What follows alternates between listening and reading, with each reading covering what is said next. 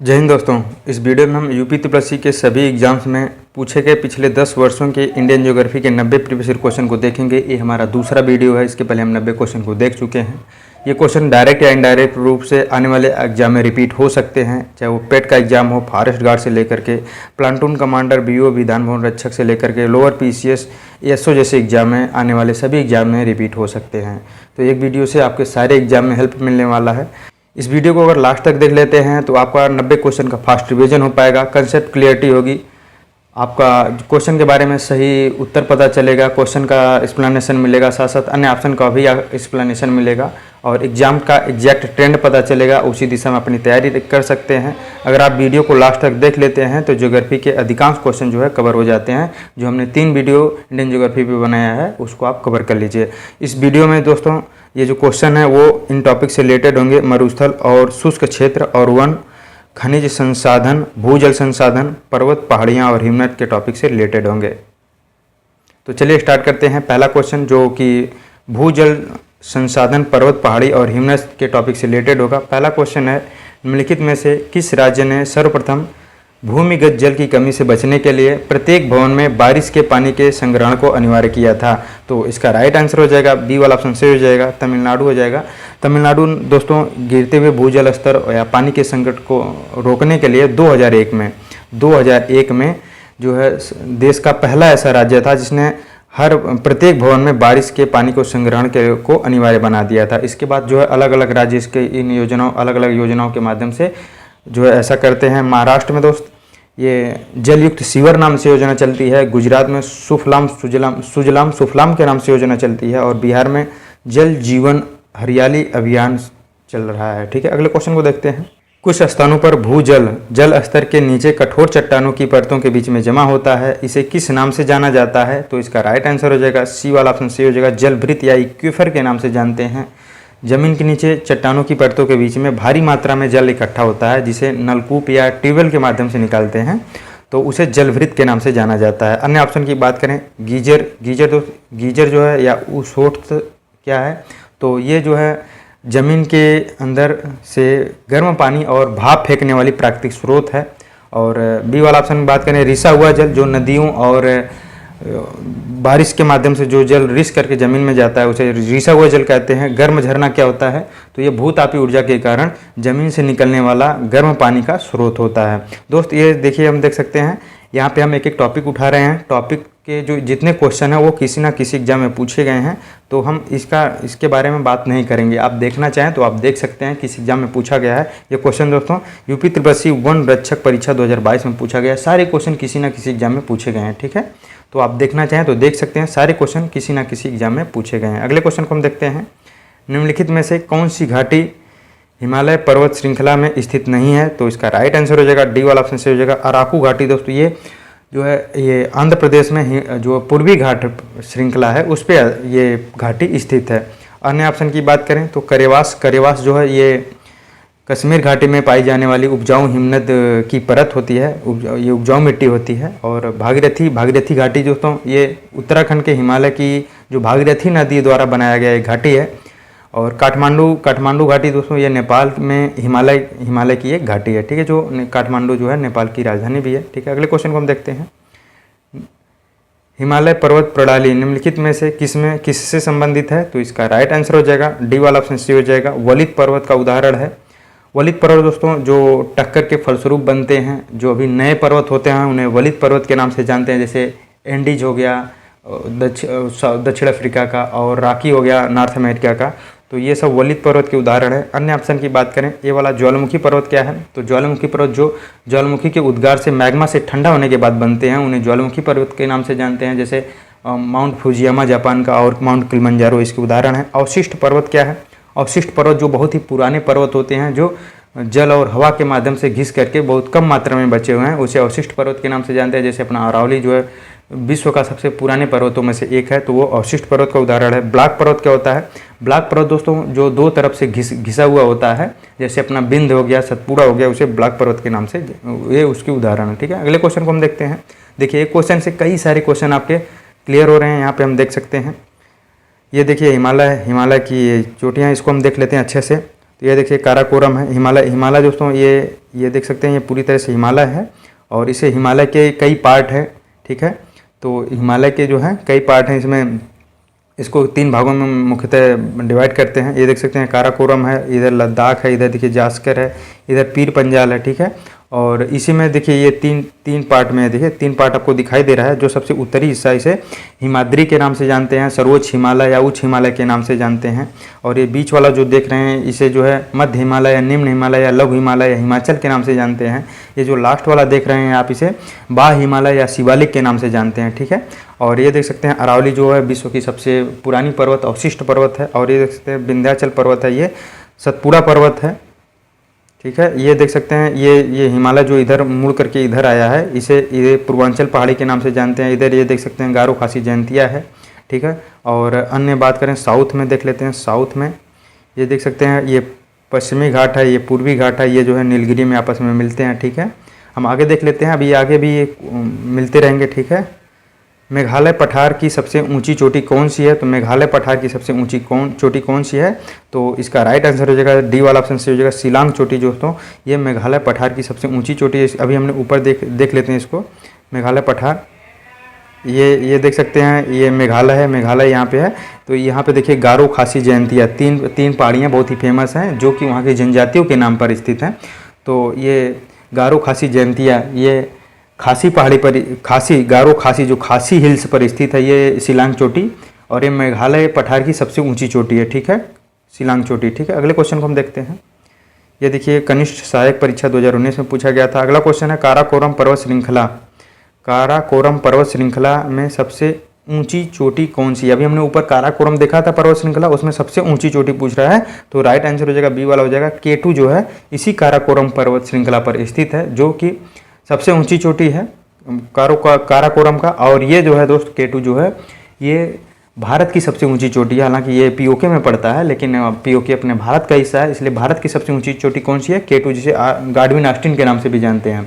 और बात करें हिमालय की सबसे ऊंची चोटी, तो माउंट एवरेस्ट है। माउंट एवरेस्ट के बाद जो है उसके बाद K2 का ही नंबर आता है, इसके बाद कंचनजंगा का स्थान आता है, ठीक है। अन्य ऑप्शन की बात करें तो ये नंदा देवी दोस्तों ये उत्तराखंड में है।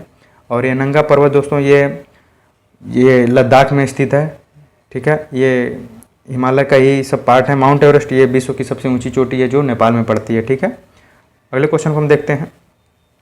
ये आप देख सकते हैं, ये चीज़ आप बहुत अच्छे से देख लीजिए। यहाँ से आपके सारे क्वेश्चन जो इससे रिलेटेड क्वेश्चन पूछे जाएंगे वो आपके सही होंगे, ठीक है ना। हिमालय की सर्वोच्च चोटी ऐसे पूछ लिया जाता है कि हिमालय की सबसे ऊँची चोटी, ठीक है।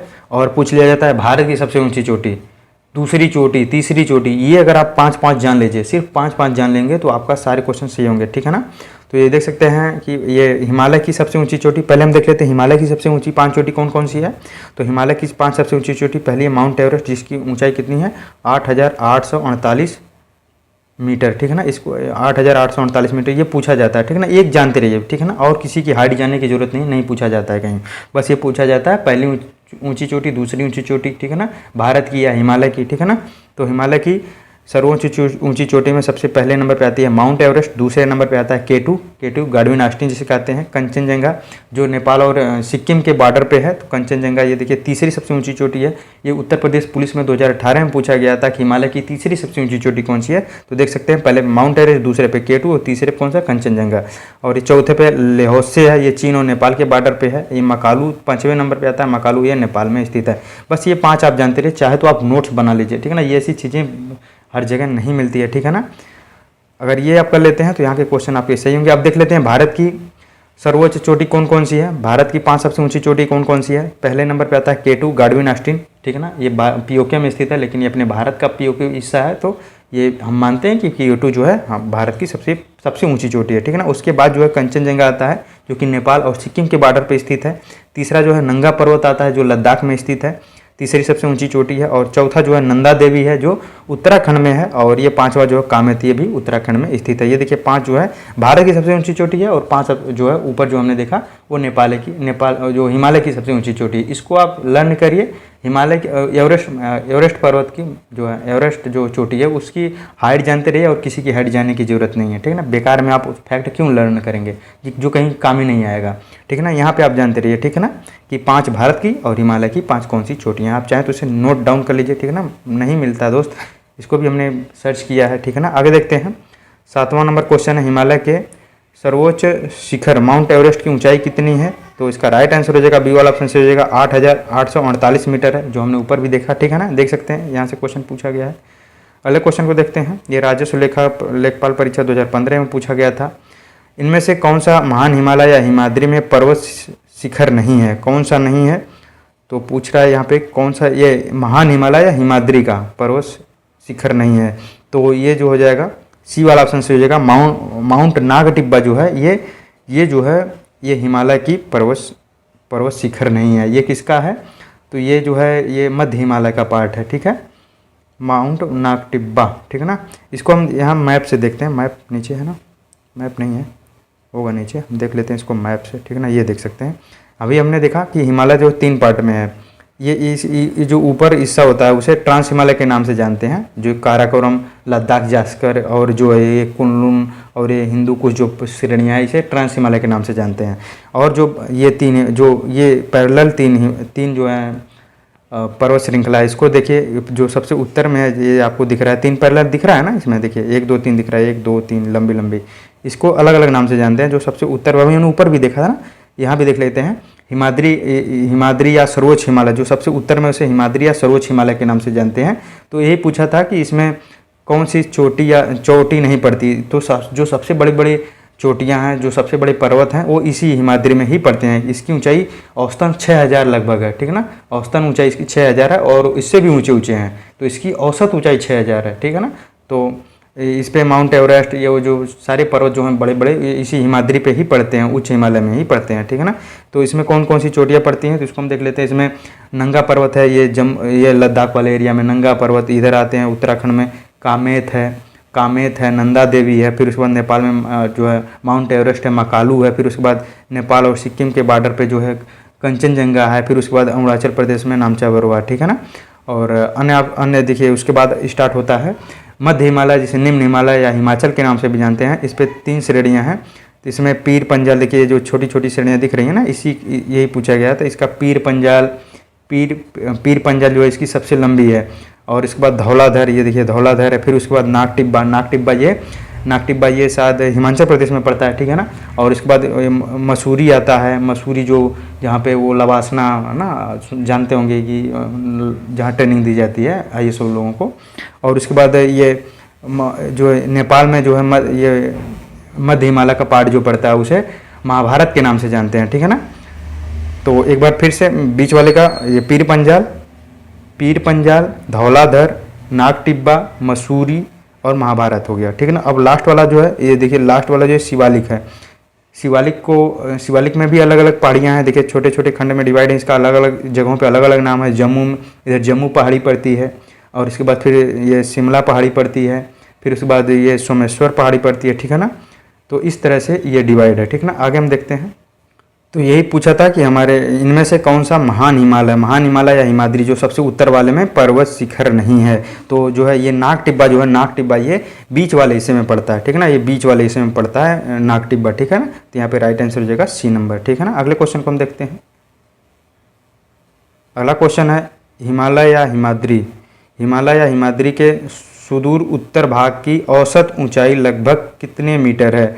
हिमालय या हिमाद्री, हिमालय जो सबसे उत्तरी वाला हिस्सा जो है इसका पूछ रहा है कि औसत ऊंचाई कितनी है। तो 6000 मीटर, ठीक है ना। औसत ऊंचाई इसकी 6000 मीटर है, ठीक है ना। इस पे ही सब सारे पर्वत इसी पे पड़ते हैं। तो इसकी औसत ऊंचाई जो है अभी हमने ऊपर भी देखा था कितना है, तो 6000 इसका औसत ऊंचाई है, ठीक है ना। अगले क्वेश्चन को हम देखते हैं। निम्नलिखित में से कौन सा विकल्प लघु हिमालय में पर्वत की सबसे लंबी पर्वतमाला है? ये लघु हिमालय कौन सा? ये महान हिमालय है, और उसके बाद नीचे जो है लघु हिमालय आता है, ठीक है ना। मध्य हिमालय या जो है लघु हिमालय आता है नीचे, फिर उसके बाद शिवालिक आता है। तो इसमें पूछ रहा है सबसे लंबी लंबी पर्वतमाला कौन है? तो हमने देखा था कौन, पीर पंजाल। पीर पंजाल, धौलाधर, नाग टिब्बा, मसूरी, ये हमने देखा था ना। तो इसी में जो है पीर पंजाल वाला हिस्सा जो है सबसे लंबा है, ठीक है ना। और फिर उसके बाद ये धौलाधर आता है दूसरे नंबर पे, फिर उसमें महाभारत नीचे है, शिवालिक जो है सबसे लास्ट में पड़ता है, ये लघु हिमालय का पार्ट ही नहीं है, ठीक है ना। तो हम अगले क्वेश्चन को देखते हैं। थोड़ा सा अगर आप क्लियर होंगे, मैपिंग से पढ़े होंगे तो आपको आसानी से सब चीज़ें मालूम हो जाएगा। तो ये पूछा था कि कौन सा जो है ये मध्य हिमालय का हिस्सा नहीं है, ठीक है ना। तो मध्य हिमालय का हिस्सा ये सबसे लंबी पर्वत श्रृंखला पूछा था ना कि मध्य हिमालय की सबसे लंबी पर्वत श्रृंखला ये देखिए सबसे ऊपर वाला जो है, ये सबसे ऊपर वाला ये महान हिमालय या हिमाद्री का पार्ट है, और नीचे जो है ये मध्य हिमालय है। तो इसी मध्य हिमालय में जो ये पीर पंजाल आप देख रहे हैं जम्मू कश्मीर में पड़ता है, यही जो है पीर पंजाल जो है सबसे लंबी पर्वत है। उसके बाद धौलाधर, नाग टिब्बा, फिर उसके बाद महाभारत आता है, ठीक है ना।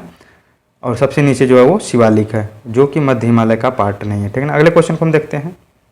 अरावली पर्वत श्रेणी में सबसे ऊंचा शिखर कौन सा है? अरावली शिखर जो हमने ऊपर देखा जो राजस्थान में स्थित है, तो उसकी सबसे ऊंची चोटी कौन सी है? तो इसका राइट आंसर हो जाएगा ये गुरु शिखर हो जाएगा। ये वाला ऑप्शन सही हो जाएगा। ये वाला ऑप्शन सही हो जाएगा। ये जो माउंट आबू है, माउंट आबू में अरावली का सबसे ऊंची चोटी है, ठीक है ना। ये वाला ऑप्शन सही हो जाएगा, गुरु शिखर। अन्य ऑप्शन की बात करें तो बी वाला अनायमुदी। अनायमुदी जो है ये दक्षिण भारत की पश्चिम घाट पर स्थित है, और ये पूरे दक्षिण भारत की सबसे ऊंची चोटी है। ये अनायमुदी जो है अन्नामलाई पहाड़ी पर स्थित है। डोडा बेटा जो है ये नीलगिरी ये पश्चिम घाट पे जो नीलगिरी पहाड़ी है उसकी सबसे ऊंची चोटी है। पंचमढ़ी ये मध्य प्रदेश में स्थित है, ठीक है। वहाँ की एक बहुत ही जो है प्रसिद्ध हिल्स है, ठीक है ना। अगले क्वेश्चन को देखते हैं। कौन सा सबसे ऊंचा भारतीय शिखर है? तो सबसे ऊंचा भारतीय शिखर देखिए वही 5 आप जानते रहिए, यहाँ पूछ लिया वही सबसे ऊंचा भारतीय शिखर। तो यहाँ पे राइट आंसर कौन सा हो जाएगा? ये वाला ऑप्शन सही हो जाएगा, K2 गाडविन ऑस्टिन हो जाएगा। ये वाला ऑप्शन सही हो जाएगा, ठीक है ना। उसके बाद जो है नंगा पर्वत का स्थान आता है, फिर उसके बाद नंदा देवी, फिर कामेत का स्थान आता है। सॉरी, K2 के बाद कंचनजंगा का आता है, फिर उसके बाद नंगा पर्वत का आता है, फिर उसके बाद नंदा देवी, फिर कामेत का स्थान आता है, ठीक है ना। अगले क्वेश्चन को देखते हैं। हिमालय का कौन सा भाग नदियों द्वारा लाई गई असंग्रहित तलछट से बना है? तो इसका राइट आंसर हो जाएगा ये वाला ऑप्शन सी हो जाएगा। शिवालिक श्रेणी जो है, जो हिमालय के 3 पार्ट हैं, ये महान हिमालय या हिमाद्री, फिर उसके बाद मध्य हिमालय और इसको नीचे शिवालिक है। यही शिवालिक जो है ये इसकी औसत ऊंचाई बहुत कम है, क्योंकि ये जो है बाद में बना है। इन्हीं की तलछट नदियों द्वारा, यहाँ की जो नदियाँ बहाकर इसके द्वारा टूट फूट करके पहाड़ पत्थरों को जो है उसको यहाँ पे लेकर आई, और इसी से जो है शिवालिक श्रेणी का जो है रेंज है उसी का निर्माण होता है, ठीक है ना। अन्य ऑप्शन की बात करें, असम हिमालय जो है तीस्ता और ये ब्रह्मपुत्र नदी, इधर तीस्ता और ब्रह्मपुत्र नदी के बीच का जो पार्ट है उसे असम हिमालय के नाम से जानते हैं। सी वाला ये पूर्वांचल हिमालय जो है, ये हिमालय जब ये अरुणाचल प्रदेश में ऐसे घूम करके नॉर्थ ईस्ट एरिया वाले एरिया में जाती है तो उसे पूर्वांचल रेंज, ये पूर्वांचल श्रेणी के नाम से जानते हैं, जिसमें मिजो, नागा जैसे पहाड़ियाँ इसमें शामिल हैं। कुमायूं हिमालय ये कहाँ पर स्थित है? ये उत्तराखंड में स्थित है। अगले क्वेश्चन को देखते हैं। निम्नलिखित में से किस पर्वत को हाथी पर्वत के रूप में भी जाना जाता है, जो मध्य केरल के दक्षिणी पश्चिम घाटों में पहाड़ों की एक श्रृंखला पर स्थित है और पश्चिम तमिलनाडु की सीमा तक फैला हुआ है? तो इसका राइट आंसर हो जाएगा हाथी पर्वत जो है ये जो है बी वाला ऑप्शन से हो जाएगा। अन्नामलाई या अनायमुलाई के नाम से जानते हैं, इसी को हाथी पर्वत के नाम से भी जानते हैं। अन्नामलाई दोस्तों, ये अन्नामलाई को मलयालम ये शब्द है अन्नामलाई, जिसका अर्थ होता है हाथी पर्वत, एलिफेंट माउंटेन, ठीक है ना। तो ये जो है केरल और तमिलनाडु की सीमा पर स्थित है और ये दक्षिण भारत की सबसे ऊंची चोटी है, ठीक है ना। अन्य ऑप्शन की बात करें तो ये येलागिरी जो है, ये येलागिरी तमिलनाडु का एक हिल स्टेशन है। और वालपराई दोस्तों ये अन्नामलाई पहाड़ी पर स्थित तमिलनाडु का हिल स्टेशन है। और कन्नूर दोस्तों ये केरल का तटीय जिला है, ठीक है ना। ये क्वेश्चन देखिए कनिष्ठ सहायक परीक्षा 2020 में पूछा गया था। अगले क्वेश्चन को देखते हैं। पश्चिम घाट क्या है? तो ये पठारों का ढलान है, ठीक है ना। सी वाला ऑप्शन सी हो जाएगा। पश्चिम घाट ये पठारों का ढलान है। ये जो पश्चिम घाट है ये जो दक्षिणी भारत है, ये सबसे पुरानी भूमि गोंडवाना का हिस्सा है, ठीक है ना। और जब ये अफ्रीका से अलग हुआ था तो उसी समय जो है उसी के अलगाव के बाद से ये जो है इसकी जो ये पश्चिमी हिस्सा है दक्षिण भारत का, वो ऊंचा उठ गया, ठीक है ना। इसी वजह से ये ढाल बन गया। ये कैसे पता चलता है? जो यहाँ से कृष्णा गोदावरी नदियाँ जो निकलती हैं ये पूर्व की तरफ बहती हैं, ढाल की वजह से ही तो बहती हैं। तो पश्चिमी घाट क्या है? पठारों का ढलान है, ठीक है ना। अन्य ऑप्शन की बात करें, पर्वत दोस्तों, ये पर्वत जो है ये श्रृंखलाओं का सबसे ऊंची चोटी होती हैं। पठार ये जो है बहुत पुरानी भूमि होती हैं और इसमें जो है बहुत ही खनिज समृद्ध होती हैं, ठीक है ना। अब हमारे पठार देख सकते हैं, दक्कन का पठार, छोटा नागपुर पठार, इसमें कोयला, लौ जिसे अयस्क बहुत बड़ी मात्रा में पाए जाते हैं, ठीक है ना। और पहाड़ियाँ दोस्तों, ये जो है जो पहाड़ी होती हैं, ये पर्वतों से इनकी अपेक्षाकृत इनकी हाइट नीचे होती है और ये बहुत ही पर्यटक आकर्षक केंद्र होते हैं, ठीक है ना। जैसे ऊटी हो गया तमिलनाडु का, ठीक है ना। इन लोगों इस स्थानों पर लोग घूमने जाते हैं पहाड़ियों पर, ठीक है ना। अगले क्वेश्चन को देखते हैं। निम्नलिखित में से कौन सा विकल्प पश्चिम घाट का सर्वोच्च शिखर है? तो इसका राइट आंसर हो जाएगा ए वाला ऑप्शन से हो जाएगा अनायमुदी, इसका राइट आंसर हो जाएगा अनायमुदी। ये दोस्तों पश्चिम घाट की सबसे ऊंची शिखर है, ठीक है ना। ये किस पहाड़ी पर स्थित है? ये अन्नामलाई पहाड़ी पर स्थित है और ये ना सिर्फ पश्चिम घाट बल्कि दक्षिण भारत की सबसे ऊंची चोटी है। अन्य ऑप्शन की बात करें तो ये मीसापुलीमाला जो है, ये मीसापुलीमाला दोस्तों ये अन्नामलाई पर जो है स्थित है, ये हिल स्टेशन है, ठीक है ना। और मसीनागुड़ी दोस्तों ये तमिलनाडु में नीलगिरी पर एक हिल स्टेशन है। और वागामोन जो है, वागामोन ये इडुक्की, केरल का इडुक्की जिले में स्थित है और ये एक वहाँ पर स्थित है हिल स्टेशन है, ठीक है ना। अगले क्वेश्चन को देखते हैं। पश्चिम घाट का सर्वोच्च शिखर कौन सा है? सेम क्वेश्चन है। ये वाला ऑप्शन से हो जाएगा अनायमुडी हो जाएगा। अनायमुडी पश्चिम घाट का सर्वोच्च शिखर है। और उसके बाद दूसरा ऊंचा शिखर जो है वो डोडा बेटा है, ठीक है ना। और ये महेंद्रगिरी ये पूर्वी घाट पर, जो पूर्वी घाट है उसकी सबसे ऊंची चोटी है। और चेम्ब्रा दोस्तों, ये चेम्ब्रा क्या है? चेम्ब्रा जो है वायनाड केरल में सी चोटी है और ये यहाँ पे दिल की आकार की झील पाई जाती है, इसके लिए फेमस है, ठीक है ना। अगले क्वेश्चन को देखते हैं। भारतीय प्रायद्वीप में सबसे ऊंची चोटी कौन सी है? भारतीय प्रायद्वीप में सबसे ऊंची चोटी दोस्तों ये अनायमुदी हो जाएगा, जो अन्नामलाई पहाड़ी पर स्थित है। उडमंगलम दोस्तों ये इसे ऊंटी के नाम से भी जानते हैं। ये कहाँ पर स्थित है? ये तमिलनाडु का एक प्रसिद्ध जो है हिल स्टेशन है, ठीक है ना। आप वो में से कुछ लोग जरूर गए होंगे उडमंगलम, अगर नहीं गए हैं तो नौकरी पाने के बाद इस स्थान पर जरूर जाइए। बहुत ही नेचुरल जगह है, बहुत ही प्यारी जगह है। अगला क्वेश्चन है, अगला टॉपिक है, ऑप्शन है डोडा बेटा। ये जो है पश्चिम घाट की दूसरी सबसे ऊंची चोटी है, ये नीलगिरी पहाड़ी पर स्थित है। और डी वाला ऑप्शन महाबलेश्वर जो है ये पश्चिम घाट से, इसी पश्चिम घाट पर स्थित है। महाबलेश्वर की एक चोटी है। महाबलेश्वर से कौन सी नदी निकलती है? तो वो कृष्णा नदी निकलती है। आप हमें कमेंट में बताइए गोदावरी नदी किस पहाड़ी से निकलती है, ठीक है ना। अगले क्वेश्चन को देखते हैं। यहाँ पे हम देख सकते हैं, ये देखिए पश्चिम घाट है और ये देखिए पूर्वी घाट है, ठीक है। इसी पश्चिमी घाट पे आगे यहाँ पे ये देखिए ये अन्नामलाई नीलगिरी और अगस्त्यमालाई जैसी पहाड़ी यहाँ पे स्थित हैं। ये इसी का अलग अलग जगहों पे अलग अलग नाम है और इसे पश्चिम घाट, पूरे को पश्चिम घाट के नाम से जानते हैं, लेकिन अलग अलग राज्यों में अलग अलग नाम है। जैसे जो यहाँ पे मुंबई में इसे, महाराष्ट्र कर्नाटक में सह्याद्री के नाम से जानते हैं। आगे जो इसका छोटा पार्ट पड़ता है उसे अन्नामलाई के नाम से जानते हैं। फिर उसके बाद जो है इसे अन्नामलाई के बाद नीलगिरी के नाम से जानते हैं तमिलनाडु में। फिर उसके बाद केरल में लास्ट वाला जो पार्ट पड़ता है उसे अगस्त्यमालाई के नाम से जानते हैं, ठीक है। और इस पे इसी अन्नामलाई पे सबसे ऊंची चोटी जो है वो अनायमुदी है, ठीक है ना। और इसके बाद आगे आता है नीलगिरी जो है दोस्तों वहाँ पे उसकी सबसे ऊंची चोटी, दूसरी सबसे ऊंची चोटी डोडा बेटा है। और इसी नीलगिरी पर ये पश्चिम घाट और पूर्वी घाट आपस में मिलते हैं, ठीक है ना। ये क्वेश्चन पूछे जाते हैं, ठीक है ना। अगले क्वेश्चन को हम देखते हैं।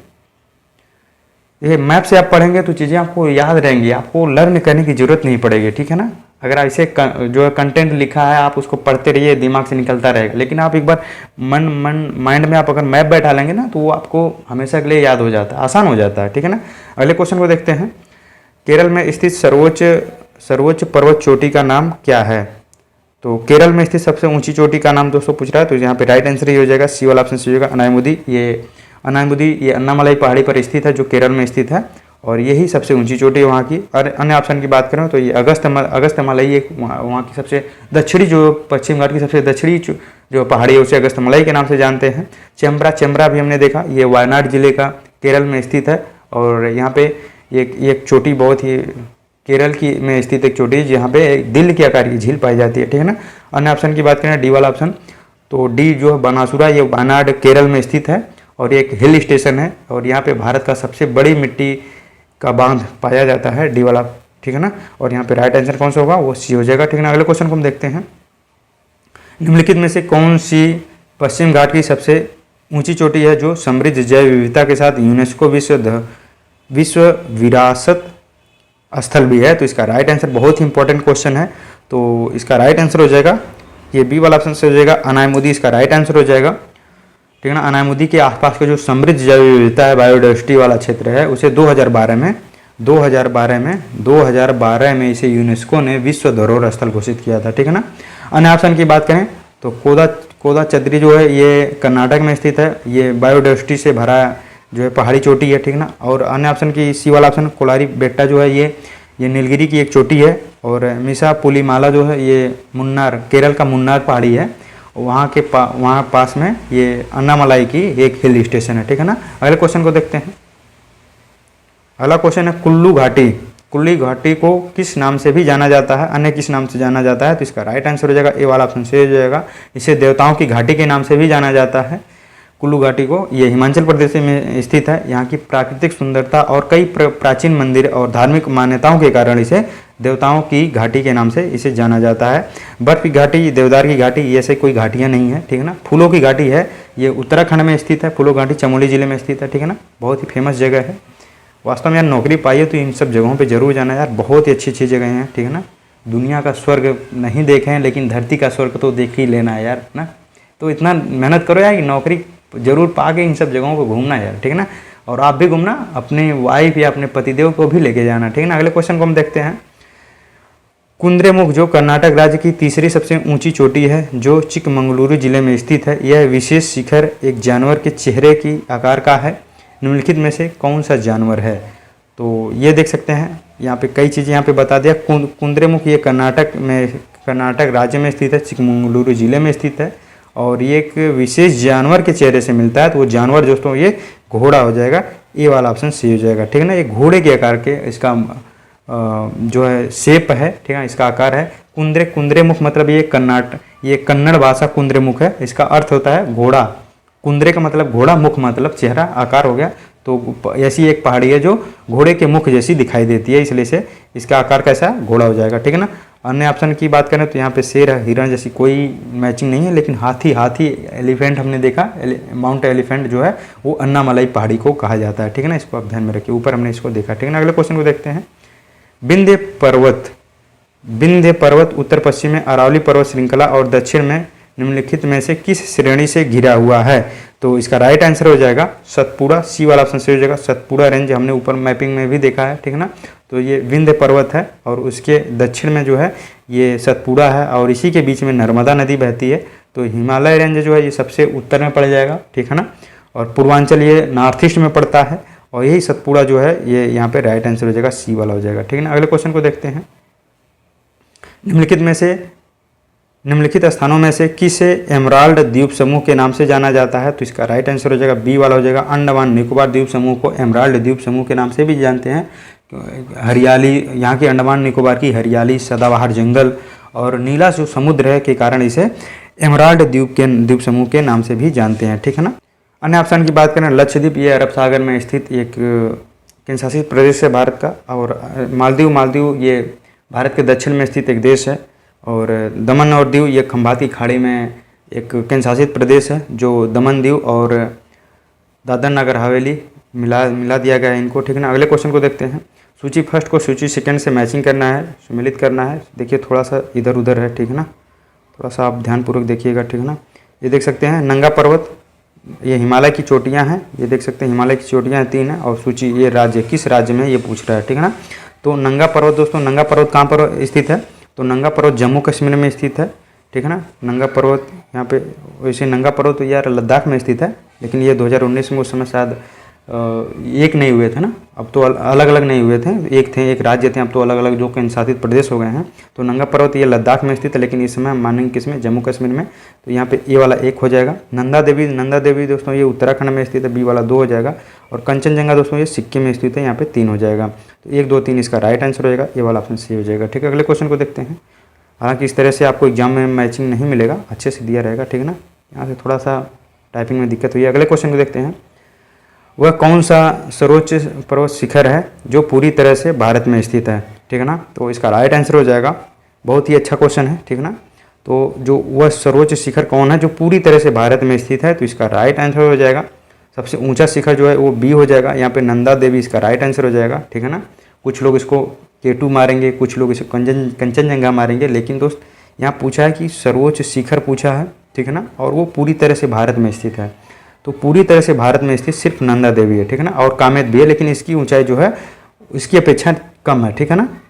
हमने देखा था ना पहले नंबर पे कौन है भारत की सबसे ऊंची चोटी, वो K2 है, गाडविन ऑस्टिन, लेकिन ये भारत में स्थित नहीं है, POK में स्थित है। पूछ रहा है पूरी तरह से भारत में स्थित है, ठीक है ना। तो कंचनजंगा देखिए दूसरी ऊंची चोटी थी, तो ये कहाँ पर स्थित है, सिक्किम और नेपाल के बॉर्डर पे, लेकिन ये पूरी तरह से भारत में स्थित नहीं है।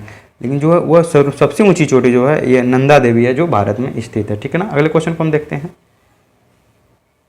निम्नलिखित में से कौन सा पर्वतीय दर्रा उत्तराखंड में स्थित नहीं है, तो उत्तराखंड में कौन सा स्थित नहीं है, तो इसका राइट आंसर हो जाएगा शिवकिला, इसका राइट आंसर हो जाएगा बी वाला ऑप्शन जो है इसका राइट आंसर हो जाएगा। शिवकिला ये जो है जास्कर पर स्थित है, बुर्जिल जोजिला बड़ा लाचा शिवकिला, ठीक ना, ये जास्कर पर स्थित है। और ये उत्तराखंड में जो स्थित हैं वो जैसे उत्तराखंड है, इस पर मुलिंगला, माना, नीति, लिप लेख ये जो दर्रा हैं ये उत्तराखंड में स्थित हैं। तो यहाँ पे लुप लेख, नीति और माना और मुलिंगला ये उत्तराखंड में स्थित हैं। यहाँ पे राइट आंसर हो जाएगा बी। शिवकिला जो है वो हिमाचल प्रदेश में स्थित है। इसी शिवकिला से सतलज नदी का प्रवेश होता है, ठीक है ना। अगले क्वेश्चन को देखते हैं। निम्नलिखित में से कौन से राज्य पालघाट दर्रे से आपस में जुड़े हुए हैं, तो इसका राइट आंसर हो जाएगा पालघाट दर्रा, ये केरल और तमिलनाडु को जोड़ता है, बी वाला ऑप्शन सी हो जाएगा, ठीक है ना। केरल में किस राज्य को अगर पूछ ले तो ये कोच्चि को कोयम्बटूर से जोड़ता है, ठीक है ना, कोच्चि को वहाँ कोयम्बटूर से, ठीक है ना। राइट आंसर हो जाएगा बी वाला ऑप्शन सी हो जाएगा, ठीक है ना। वहीं एक नीचे और है पालघाट सेनकोट्टा है, सेनकोट्टा जो है तिरुवनंतपुरम को मदुरई से जोड़ता है, ठीक है ना। और अन्य ऑप्शन की बात करें तो महाराष्ट्र और गोवा को दोस्त, महाराष्ट्र और गोवा जो है ये अंबोली दर्रा है जो महाराष्ट्र और गोवा को जोड़ता है, ठीक है ना। तमिलनाडु और आंध्र प्रदेश यहाँ पे कोई ऐसी स्पेशल कोई दर्रे नहीं है। कर्नाटक और केरल तो ये तो यहाँ पे भी कोई स्पेशल दर्रा नहीं है, ठीक है ना, कोई पहाड़ियाँ हैं जिसे लोग पार करके जाते हैं, ठीक है ना। आगे देखते हैं। बड़ा लाचा ला दर्रा निम्नलिखित में से किन दो राज्यों या केंद्रशासित प्रदेशों को जोड़ता है, किसको जोड़ता है, बड़ा लाचा शिवकिला भी हमने देखा, बुर्जिल जोजिला बड़ा लाचा शिवकिला, ठीक है ना। तो ये जो बड़ा लाचा यहाँ पे है ये जो है ये हिमाचल प्रदेश में स्थित है, और ये हिमाचल प्रदेश में स्थित है, तो यहाँ पे हिमाचल प्रदेश और लद्दाख को जोड़ेगा, ठीक है ना। तो यहाँ पे ये वाला ऑप्शन सी हो जाएगा, ठीक है ना, ये वाला ऑप्शन सी हो जाएगा। अगले क्वेश्चन को हम देखते हैं। रोहतांग दर्रा भारत के किस राज्य में स्थित है, तो रोहतांग दर्रा ये जो है ये हिमाचल प्रदेश में स्थित है। ये रोहतांग दर्रा ये जो पीर पंजाल श्रेणी है उस पर पीर पंजाल, बनिहाल, रोहतांग और शिवकिला कौन सा है ये यार, देखो यहाँ पे हो जाएगा ये पीर पंजाल, बनिहाल, रोहतांग, ठीक है ना। ये रोहतांग कहाँ पर स्थित हो जाएगा, ये हिमाचल प्रदेश में स्थित हो जाएगा। ये पीर पंजाल और बनिहाल ये जो है जम्मू कश्मीर में पड़ते हैं, ठीक है ना। लेकिन ये रोहतांग और शिवकिला इसी पे पड़ता है शायद, ठीक है ना। शिवकिला, बनिहाल, रोहतांग, शिवकिला भी इसी पे पड़ता है, ठीक है ना। हिमाचल प्रदेश में रोहतांग और शिवकिला ये पीर पंजाल श्रेणी पे पड़ते हैं, ठीक है ना। तो ये दोनों हिमाचल प्रदेश में स्थित हैं, ठीक है। तो यहाँ ये वाला ऑप्शन सही हो जाएगा। और इसी रोहतांग दर्रे से जो है ये कुल्लू घाटी और लाहौल और स्पीति को जोड़ता है, ठीक है। और इसी के नीचे अटल टनल है इसी के नीचे बना हुआ है, ठीक है ना। अन्य ऑप्शन की बात करें जम्मू कश्मीर में ये हमने देखा कौन सा पीर पंजाल और बनिहाल दर्रा है, ठीक है ना। और उत्तराखंड में माना, नीति, लिप लेख, मुलिंगला ये दर्रे यहाँ पर स्थित हैं। सिक्किम में दो दर्रा बहुत इंपॉर्टेंट है, एक सिक्किम में ये देखिए इधर है, इधर जयलेपला है, इधर नाथुला जयलेपला, ठीक है ना, ये इंपॉर्टेंट है, ठीक है, इसको आप ध्यान में रखिए। नाथुला बहुत फेमस है, पूछा जाता है, ठीक है ना। अगले क्वेश्चन को देखते हैं। शिवकिला दर्रा हिमालय के किस घाटी में स्थित है, तो ये हमने देखा ये सतलज, ये देखा ये हिमाचल प्रदेश में है, पीर पंजाल श्रेणी पे स्थित है, ये सतलज घाटी में स्थित है। यहीं से जो है शिवकिला दर्रे से ही सतलज घाटी प्रवेश करती है, ठीक है ना, भारत में। और अन्य ऑप्शन की बात करें तो नाभा घाटी दोस्तों ये पंजाब और हिमाचल प्रदेश के निचले हिस्से की घाटी है। चंद्रा घाटी दोस्तों ये हिमाचल प्रदेश में स्थित है, बड़ा लाचा दर्रे के पास से चंद्रा नदी द्वारा निर्मित है। ये पास स्थित है जो किसके, बड़ा लाचा दर्रे के पास। और यही चंद्रा और इसी में भागा नदियाँ मिलती है, चंद्रा और भागा, इसे चिनाब नदी का उद्गम होता है, ठीक ना। कुल्लू घाटी कहाँ पर स्थित है, तो कुल्लू घाटी दोस्तों ये हिमाचल प्रदेश में स्थित है, ठीक ना। अगले क्वेश्चन को देखते हैं। जोजिला पास किसे जोड़ता है, तो ये देखिए जास्कर पर स्थित है, बुर्जिल जोजिला, ठीक ना। जोजिला दोस्तों ये श्रीनगर को लेह से जोड़ता है, श्रीनगर को लेह से जोड़ता है, तो राइट आंसर हो जाएगा डी वाला ऑप्शन सही हो जाएगा, ठीक है ना। ये यहाँ पे ये वाला डी वाला ऑप्शन सही हो जाएगा, ठीक है ना। अगले क्वेश्चन को हम देखते हैं। ये हिमालय की अलग अलग श्रृंखलाएं हैं जिसपे अलग अलग दर्रे हैं, जिसके माध्यम से जो अलग अलग शहरों और अलग अलग स्थानों को जोड़ती है। तो जास्कर पे दोस्तों ये बुर्जिल जोजिला, बड़ा लाचा, सिपकिला इसी पर है, ठीक है। और आगे ये देख सकते हैं ये जास्कर है, जास्कर पे दोस्तों ये पीर पंजाल, बनिहाल, रोहतांग, ठीक है ना, ये इस पे हो जाएगा, ठीक है। तो और इसी तरह से उत्तराखंड में है तो मुलिंगला, माना, नीति, लिपुलेख है, ठीक है ना, इसी श्रृंखलाओं पर स्थित है, ठीक है। अगले क्वेश्चन को हम देखते हैं कि दिए गए दर्रों और उनके स्थानों का कौन सा जोड़ा सही नहीं है। तो ये यहाँ पे कौन सा जोड़ा सही नहीं है, तो ये देख सकते हैं जोजिला और बुर्जिल दिया है, ये जम्मू कश्मीर में स्थित है। तो ये जो है जोजिला और बुर्जिल ये जो है ये जम्मू कश्मीर में नहीं, ये लद्दाख में स्थित है, ठीक है ना। तो ये वाला ऑप्शन गलत हो जाएगा। हालांकि ये क्वेश्चन निर्भर करता है किस वर्ष में पूछा गया था। देख लेते हैं, बड़ा लाचा और सिपकिला ये उत्तर प्रदेश में स्थित है, ये नहीं है, ठीक है ना, ये नहीं है। थांगला, नीति, लिपुलेख ये उत्तराखंड, हिमाचल प्रदेश में नहीं, ये उत्तराखंड में स्थित है, ठीक है ना। थांगला, नीति, लिपुलेख ये उत्तराखंड में स्थित है। नाथुला, जलपला सिक्किम में स्थित है। तो यहाँ पे राइट आंसर जो है ना वो कौन सा हो जाएगा, एक तो ये 4 और 5 सही हो जाएगा, ठीक है ना। 4 और 5 सही होगा। यहाँ पूछा कौन सही नहीं है, तो 1 भी नहीं सही है, 2 भी सही नहीं है और 3 भी सही नहीं है। तो यहाँ पे ये वाला राइट आंसर हो जाएगा, ठीक है ना। अगले क्वेश्चन को देख लेते हैं। ये क्वेश्चन 2021 में पूछा गया था, उस समय तो अलग हो गया था, जम्मू कश्मीर और भारत वो लद्दाख, ठीक है ना। अगले क्वेश्चन को देखते हैं।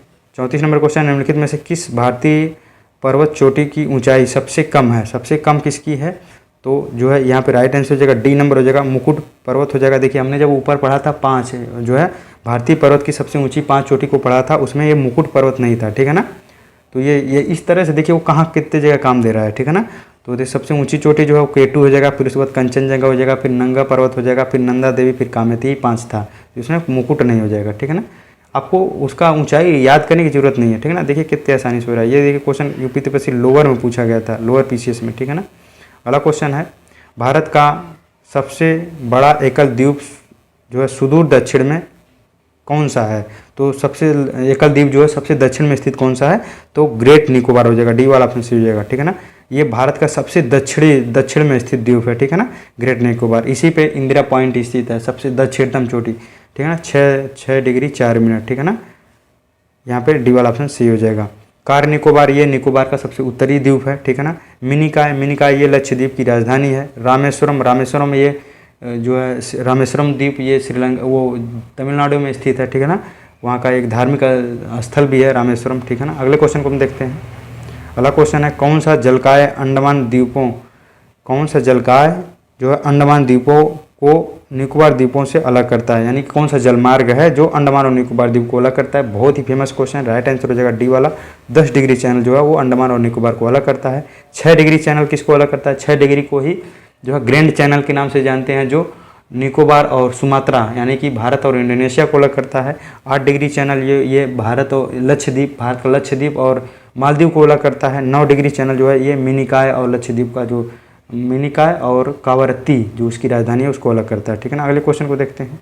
उत्तरी अंडमान का उच्चतम बिंदु 732 मीटर पर स्थित चोटी है, कौन सा चोटी है जो उत्तरी अंडमान का सबसे ऊंची चोटी है, तो इसका राइट आंसर हो जाएगा सी नंबर, सैडल पीक जो है वो अंडमान और निकोबार का ही सबसे ऊंचा चोटी है। ना सिर्फ उत्तरी अंडमान का बल्कि अंडमान निकोबार का सबसे ऊंची चोटी कौन सी है, तो सैडल पीक है। दोस्त आप एक चीज़ नोटिस किए कि यहाँ पे क्या ऑप्शन में मिल रहा है, कैसे क्वेश्चन बन रहे हैं, हर अलग अलग राज्यों की सबसे ऊंची चोटी पूछी जा रही है, ठीक है ना।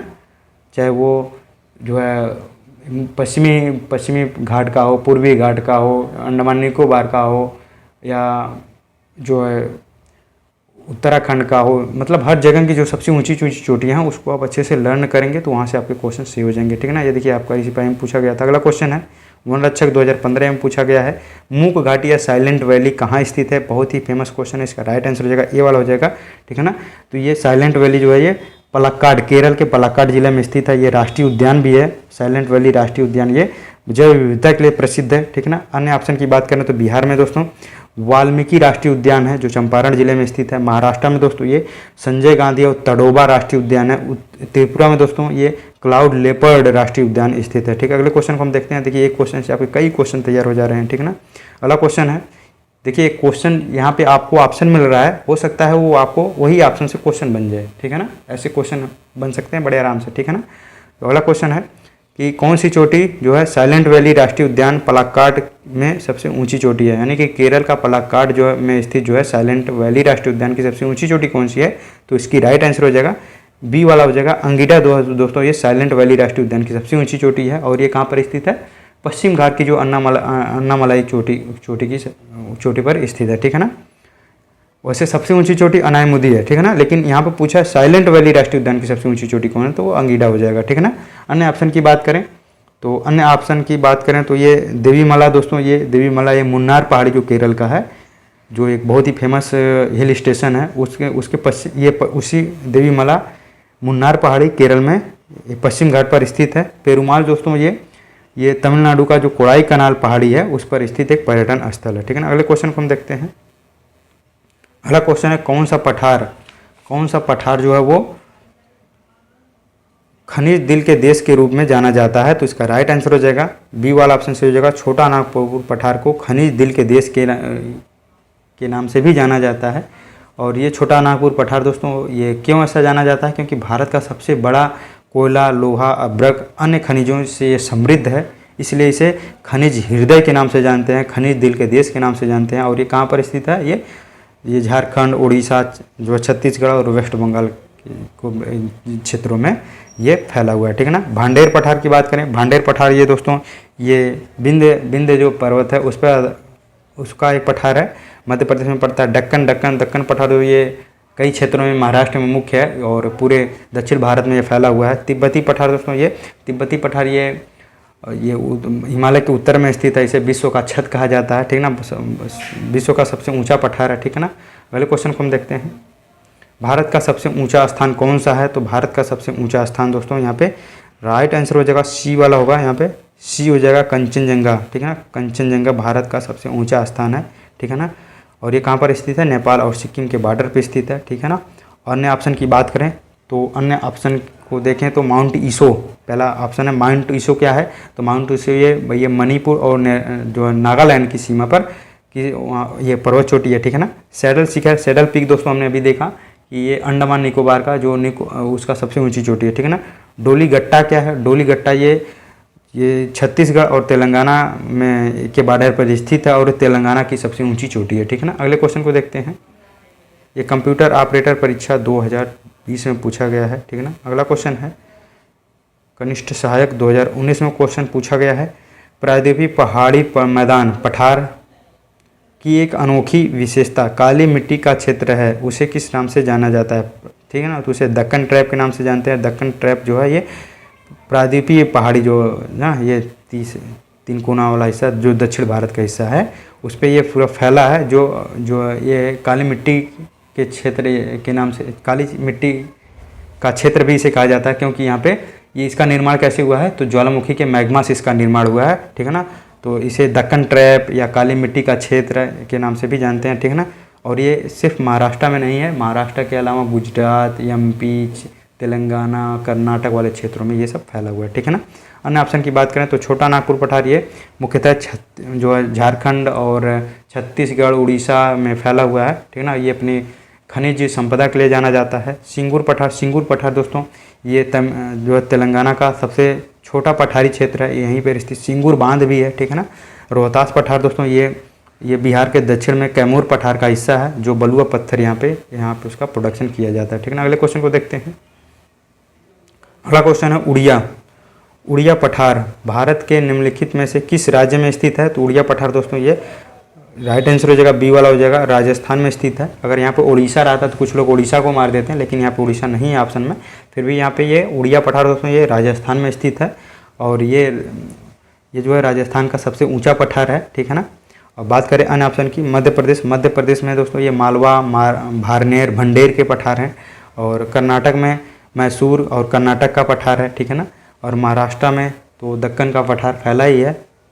अगर पूछ ले पठारों का पठार किसे कहा जाता है, तो दक्कन का पठार को पठारों का पठार कहा जाता है, क्योंकि ये मैसूर, मालवा, भार, भंडेर, ये कर्नाटक का पठार, ये सारे इसी के पार्ट हैं, ऐसा माना जाता है, ठीक है ना। अगले क्वेश्चन को देखते हैं। इस वजह से इसे पठारों का पठार कहा जाता है। अगले क्वेश्चन को देखते हैं। भौगोलिक इतिहास के अनुसार भारत का प्राचीनतम पर्वत है, तो इसका राइट आंसर हो जाएगा सी वाला। जो है अरावली जो है भारत का प्राचीनतम पर्वत है और ये अवशिष्ट पर्वत का उदाहरण, क्योंकि ये हवाओं और जल के माध्यम से पूरी तरह से लगभग टूटा फूटा बचा हुआ है, इसीलिए अवशेष पर्वत के नाम से भी इसे जाना जाता है। सतपुड़ा पर्वत दोस्तों ये एमपी में स्थित है, ठीक है ना। विंध्य और उसके नीचे सतपुड़ा है, ठीक है ना। नीलगिरी पर्वत, ये नीलगिरी पर्वत दोस्तों ये कहाँ पर स्थित है, ये पश्चिम घाट पर स्थित है। ये तमिलनाडु और केरल के बॉर्डर पर स्थित है। और इसी की दूसरी सबसे ऊंची चोटी इस पर डोडा बेटा है। विंध्य पर्वत दोस्तों, ये विंध्य पर्वत हमने देखा, ये मध्य प्रदेश और उत्तर प्रदेश और बिहार वाले रीजन में ये फैला हुआ है, ठीक ना। ऊपर हमने मैपिंग में भी अच्छे से देखा है, ठीक ना। अगले क्वेश्चन को देख लेते हैं। नदी द्वीप कौन है, तो नदी द्वीप दोस्तों ये सी वाला ऑप्शन सी हो जाएगा। नदी द्वीप ये सी वाला ऑप्शन सी हो जाएगा। माजुली द्वीप जो है ये नदी द्वीप है, किसके माध्यम से किस नदी द्वीप पर स्थित है, ये ब्रह्मपुत्रा नदी पर स्थित है। ये विश्व का सबसे बड़ा नदी द्वीप, ना सिर्फ भारत बल्कि विश्व का सबसे बड़ा नदी द्वीप है। और ये एक जिला भी है, ठीक है ना, प्रशासन के तौर पर इतना बड़ा ये द्वीप है। ये द्वीप है, इसकी तरफ से एक जो है ब्रह्मपुत्रा नदी ये ऐसे बढ़ के दो भागों में डिवाइड हो जाती है। ये बहुत बड़ा क्षेत्र बनाता है, ठीक है ना। इस वजह से ये विश्व का सबसे बड़ा नदी द्वीप है, ठीक है ना। ये बैरन द्वीप ये समुद्र में स्थित है, अंडमान निकोबार में स्थित है, ठीक है ना। ये सक्रिय ज्वालामुखी का भारत का एकमात्र सक्रिय ज्वालामुखी है, ठीक है ना, द्वीप है। और ये सैलसेट दोस्तों ये मुंबई में पड़ता है, ठीक है ना, महाराष्ट्र वाले एरिया में पड़ता है। मुंबई जैसे ये जो शहर है इसी पे स्थित है। और रास द्वीप दोस्तों ये अंडमान निकोबार का हिस्सा है। रास द्वीप को ही बोस द्वीप ने नेताजी सुभाष चंद्र बोस ने इसे अपने नाम से बोस द्वीप इसका नामकरण किया था, ठीक है ना। बाद में मोदी सरकार ने इसे रास द्वीप नाम दिया था, ठीक है ना। रास द्वीप को बोस द्वीप नाम दे दिया था, ठीक है ना। अगले क्वेश्चन को देखते हैं। अगला क्वेश्चन है मिलम ग्लेशियर भारत के निम्नलिखित में से किस राज्य या केंद्र शासित प्रदेश में स्थित है, तो इसका राइट आंसर हो जाएगा मिलम ग्लेशियर जो है उत्तराखंड में स्थित है। डी वाला ऑप्शन से हो जाएगा। ये उत्तराखंड के कुमायूं हिमालय में स्थित है, जहाँ से गौरी गंगा नदी का उद्गम होता है, ठीक है ना।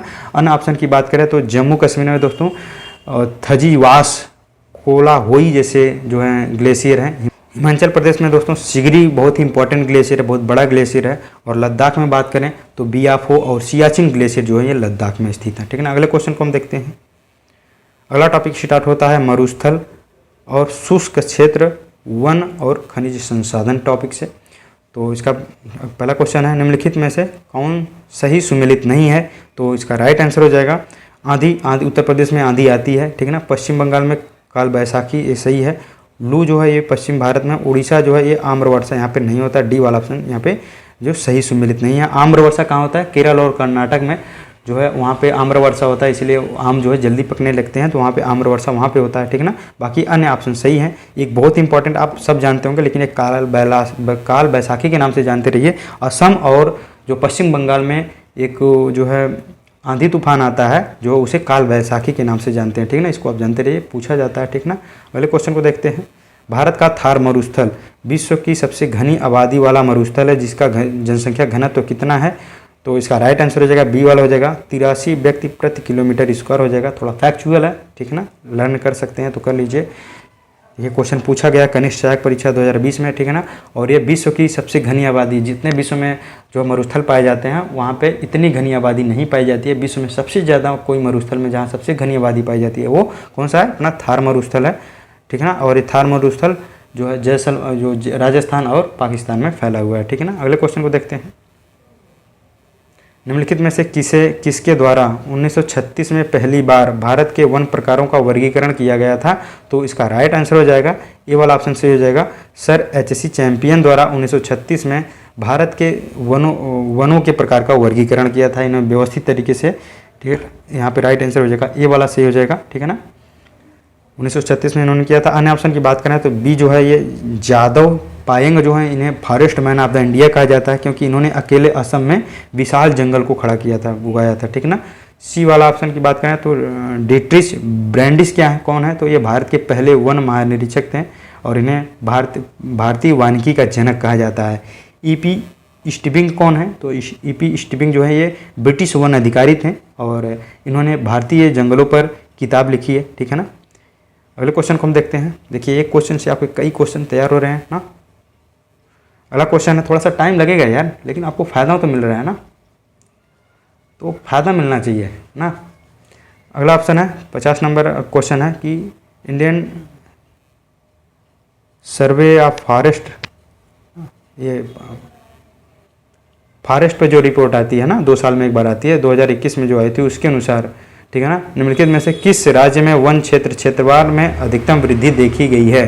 तो किसमें सबसे अधिकतम वृद्धि देखी गई है, तो उस समय 2022 में आंध्र प्रदेश में सबसे ज़्यादा वृद्धि देखी गई थी, ठीक है ना, वन क्षेत्र में, ठीक है ना। इसको हम देखिए ये वो 2021 का है। अब हम लेटेस्ट डेटा के अनुसार देखते हैं, उससे कोई मतलब नहीं है। जो लेटेस्ट डेटा आया था वो भारत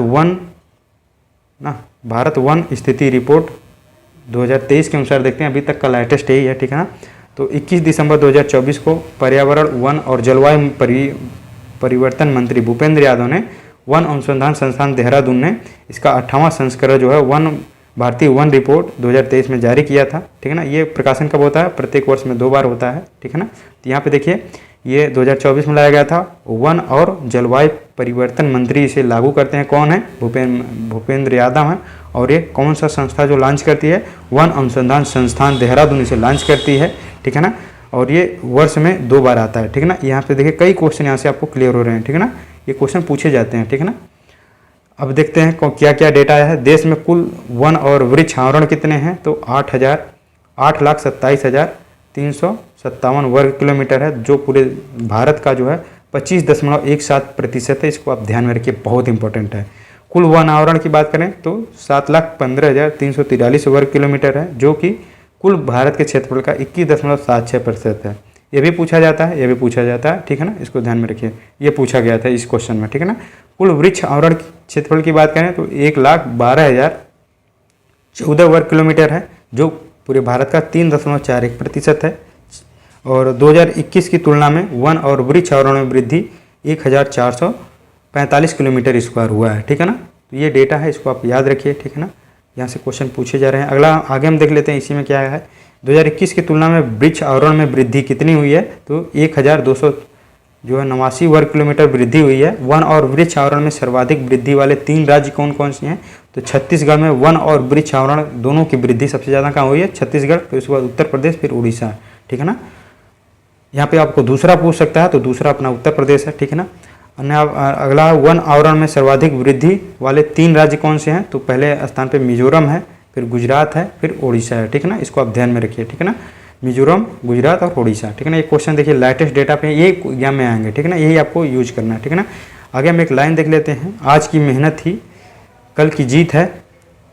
तो आज ही जो मेहनत करेंगे वही कल की जीत है, यानी कि एग्जाम होने के बाद आज जो आप मेहनत कर रहे हैं तो एग्जाम होने के बाद वही आपको सफल बनाएगा, ठीक है ना। जो आज एक एक दिन रोज आप मेहनत कर रहे हैं, जो आप रोज़ रोज़ एक एक दिन अनुशासन बना के ना, अपने टाइम टेबल बना के सारी चीज़ों से आप कट करके पढ़ाई कर रहे हो, वही जो आप पढ़ रहे हो ना, जो मेहनत कर रहे हो, यही आपको सफल बनाएगा, ठीक है ना। एग्ज़ाम के टाइम में 15 दिन में 10 दिन में कोई तैयारी नहीं होती है, एक लंबे समय से आपको तैयारी करना पड़ता है। जैसे लोअर पीसीएस है या एक्साइज कांस्टेबल का एग्जाम है, भले 2 महीने 3 महीने हैं, लेकिन इनकी आप पहले से जो एक एक दिन तैयारी करते हो ना, तो वही तो आपको सफल बनाएगा, ठीक है ना। तो जम के मेहनत करते रहिए, ठीक है, वही आपको जीत दिलाएगा, सफल बनाएगा, ठीक ना। अगले क्वेश्चन को देखते हैं। फॉरेस्ट रिपोर्ट सर्वेक्षण 2021 के अनुसार भारत में निम्नलिखित में से किस राज्य में वन आवरण में सबसे बड़ा क्षेत्र है, तो ये 2021 का है। 2023 में भी सबसे ज़्यादा वन आवरण कहाँ पर स्थित है, तो ये मध्य प्रदेश में स्थित है, ठीक है ना। मध्य प्रदेश जो है वो भारत का सबसे वन आवरण वाला राज्य है, ठीक है ना। अगले क्वेश्चन में देखते हैं, भारत के किस राज्य में वन क्षेत्र सर्वाधिक है, तो सबसे ज़्यादा वन क्षेत्र कहाँ पर है, तो ये वाला ऑप्शन से हो जाएगा मध्य प्रदेश में, ठीक है ना। इसके बाद अरुणाचल प्रदेश में, फिर छत्तीसगढ़ में, ठीक है ना। आगे हम देख लेते हैं, देखिए यहाँ पे देख सकते हैं कि क्षेत्रफल में सर्वाधिक वन और वृक्ष आवरण वाले राज्य कौन कौन से हैं? मध्य प्रदेश, फिर अरुणाचल प्रदेश, फिर महाराष्ट्र आए थे। छत्तीसगढ़ नहीं है दोस्त, महाराष्ट्र है, ठीक है ना। पिछली बार छत्तीसगढ़ था, तो ठीक है ना। पहले नंबर पे मध्य प्रदेश, दूसरे नंबर पर अरुणाचल प्रदेश और महाराष्ट्र। कौन सर्वाधिक वन और वृक्ष आवरण वाले राज्य हैं, ठीक है ना। ध्यान में रखिए, ये टर्म बड़े इंपॉर्टेंट है, ठीक है ना। क्षेत्रफल की सर्वाधिक वन आवरण, देखिए यहाँ पे वन आवरण, क्षेत्रफल के सर्वाधिक वन आवरण वाले 3 राज्य कौन से हैं? वो मध्य प्रदेश, अरुणाचल प्रदेश, छत्तीसगढ़, ठीक है ना। ये वन आवरण वाले हैं, ये वन और वृक्ष आवरण वाले हैं, ये वन आवरण वाले हैं। तो ये मध्य प्रदेश, फिर उसके बाद अरुणाचल प्रदेश, फिर छत्तीसगढ़। प्रतिशत में सर्वाधिक वन आवरण वाला राज्य कौन सा है? तो लक्षद्वीप 91.33% पे जो है वहाँ पे वन पाए जाते हैं। फिर उसके बाद मिजोरम, राज्यों में मिजोरम है और यूटीज में दोस्तों वो लक्षद्वीप हो जाएगा, ठीक है ना। उसके बाद अंडमान निकोबार का स्थान आ रहा है, ठीक है ना। अगले क्वेश्चन को हम देखते हैं। आगे देखो मैंग्रोव वन दोस्तों जो खारे पानी और नदियों के किनारे पर स्थित होता है मैंग्रोव वन। ये देखिए 0.15% है, ठीक है ना। और ये सबसे अधिक कहाँ पे पाया जाता है? पश्चिम बंगाल में पाया जाता है। इसको लर्न करने की ज़्यादा जरूरत नहीं है, ठीक है ना। अगला क्वेश्चन है बिनसर का जंगल भारत के किस प्रदेश या केंद्र शासित क्षेत्र में अवस्थित है? तो इसका राइट आंसर हो जाएगा ये उत्तराखंड में स्थित है। डी वाला ऑप्शन सही हो जाएगा, ठीक है ना। डी वाला ऑप्शन यहाँ पे सही हो जाएगा।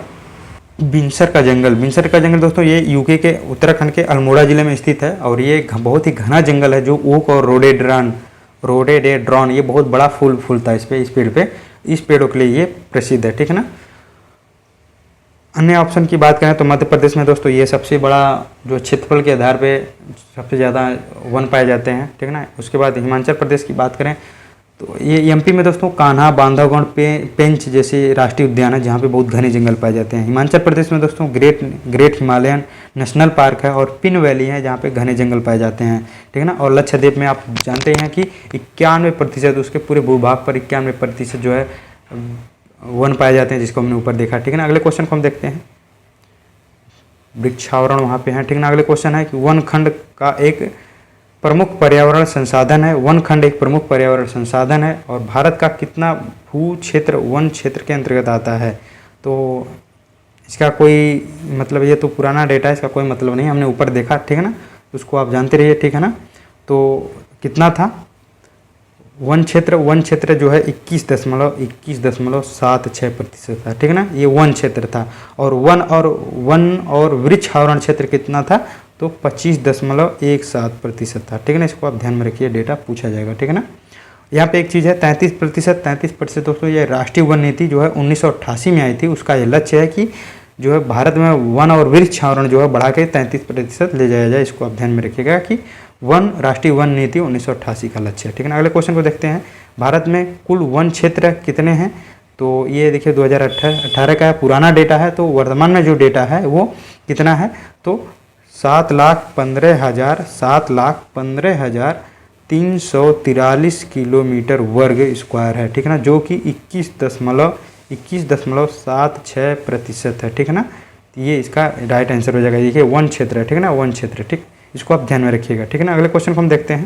देखिए ये लेटेस्ट डेटा पे है, ठीक है ना। अगला क्वेश्चन है वन विभाग के सर्वेक्षण के मुताबिक भारत का वास्तविक वन कवर भौगोलिक क्षेत्र का कितना है? तो राइट आंसर हो जाएगा, ये पुराना डेटा है, हम नए डेटा पे बात करेंगे तो कितना है? तो अभी हमने ऊपर देखा 21.76%, ठीक है ना। 21.76% है, ठीक है ना। अगले क्वेश्चन को हम देखते हैं। भारत में निम्नलिखित में से किस प्रकार के वन का सबसे बड़ा क्षेत्र है? तो इसका राइट आंसर हो जाएगा, ये हो जाएगा, ये सी वाला ऑप्शन सी हो जाएगा, ठीक है। उष्णकटिबंधीय नम पर्णपाती वन, ठीक है ना। ये सी वाला ऑप्शन सही हो जाएगा। ये उत्तर प्रदेश से लेकर के इधर पश्चिम बंगाल और मध्य प्रदेश से होते हुए तेलंगाना, कर्नाटक और आंध्र प्रदेश और तमिलनाडु के कुछ क्षेत्रों में ये वन पाए जाते हैं, ठीक है ना। और अन्य ऑप्शन की बात करें तो हिमालयन नम शीतोष्ण वन, ये हिमालयी जो पर्वतीय क्षेत्र है वहाँ पे पाया जाता है। उप कटिबंधीय शुष्क सदाबहार वन, तो ये जो है जहाँ पे कम वर्षा होती है उन सब क्षेत्रों में पाया जाता है। और यहाँ पे उष्णकटिबंधीय गीला सदाबहार वन, ये दोस्तों ये जो उष्णकटिबंधीय गीला सदाबहार वन, ये जो है हमारा ये जो पश्चिम घाट है, पूर्वी घाट है और ये नॉर्थ ईस्ट के कुछ राज्य हैं वहाँ पे ये वन पाए जाते हैं, जिसमें अबोनी, रोजवुड ना, महोगनी, ये सब वृक्ष यहाँ पे पाए जाते हैं। और हिमालयी वनों में ये कौन से, चीड़, देवदार ना, ये सब यहाँ पे वृक्ष पाए जाते हैं, ठीक है ना। अगले क्वेश्चन को हम देखते हैं। सागौन के जंगल भारत के निम्नलिखित में से किस राज्य में पाए जाते हैं? तो सबसे ज़्यादा किस राज्य में सागौन के जंगल पाए जाते हैं? तो मध्य प्रदेश में, सी वाला ऑप्शन सी हो जाएगा, ठीक है ना, सी वाला। और हिमाचल प्रदेश में पर्वतीय क्षेत्र है तो पर्वतीय वन पाया जाएगा। कौन कौन सा, चीड़, देवदार है ना, ये सब वहाँ पे पाए जाएंगे।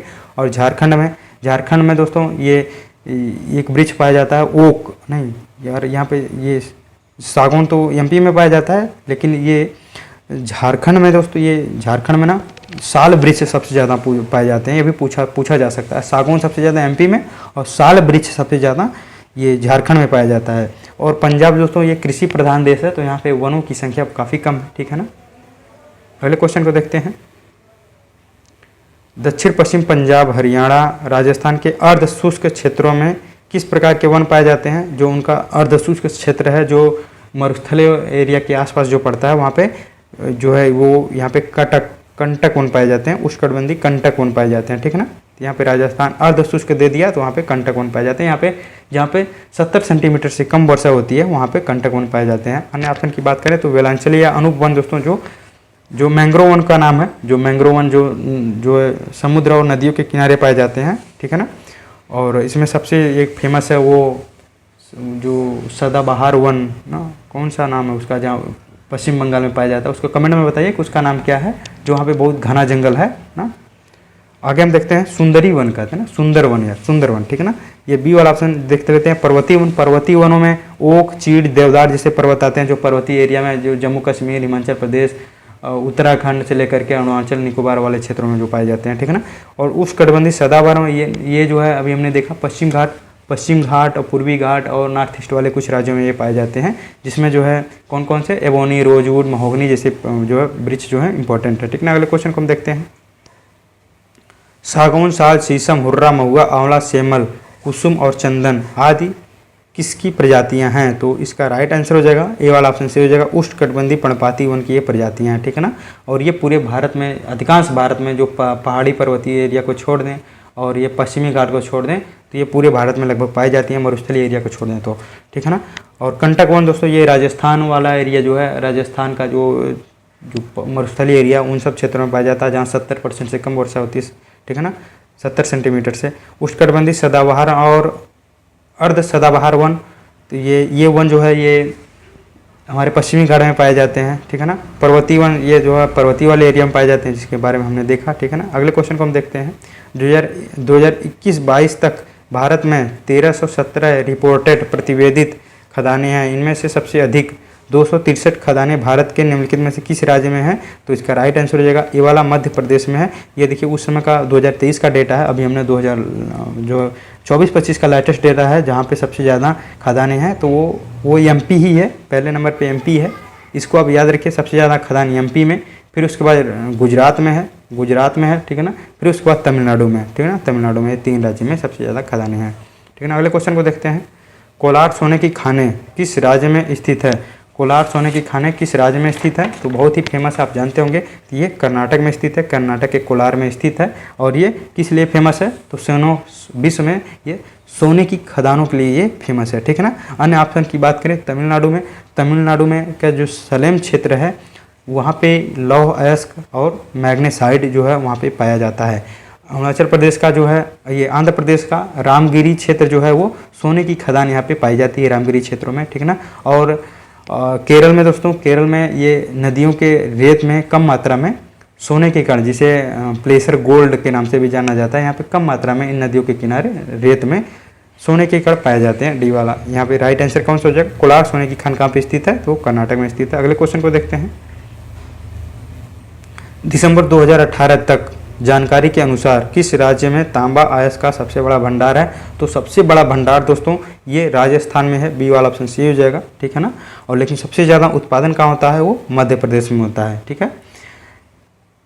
यहाँ पे बात करें सबसे ज़्यादा भंडार अभी करंट लेटेस्ट 2025 में तांबा अयस्क का सबसे बड़ा भंडार जो है वो राजस्थान में ही है, ठीक है ना। राजस्थान में सबसे ज़्यादा भंडार है, उसके बाद झारखंड और मध्य प्रदेश में है, लेकिन सबसे ज़्यादा उत्पादन वो एमपी में होता है। अभी लेटेस्ट डेटा का यही रिकॉर्ड है, ठीक है ना।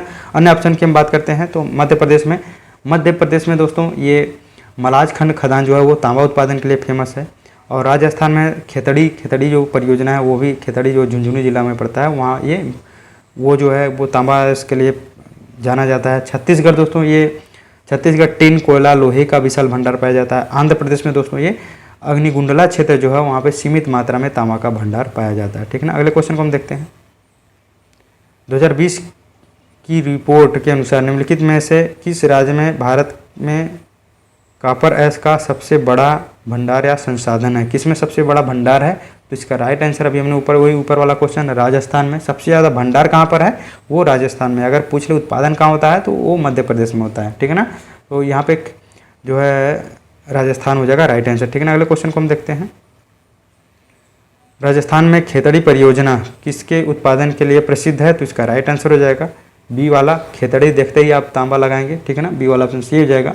और ये खेतड़ी परियोजना ये तांबा खनन के लिए है, ये राजस्थान के झुंझुनू जिला में स्थित है। अन्य ऑप्शन की बात करें, एल्युमिनियम जो है ये जो है इसका उत्पादन कोरापुट और नालको उड़ीसा में होता है। इस्पात का जो प्रोडक्शन जो है ये भिलाई, बोकारो, जमशेदपुर में होता है। जस्ता का प्रोडक्शन दोस्तों ये जावर खदान जो है उदयपुर वाला क्षेत्र है राजस्थान में, वहाँ पर होता है। ठीक है ना। अगले क्वेश्चन को हम देखते हैं।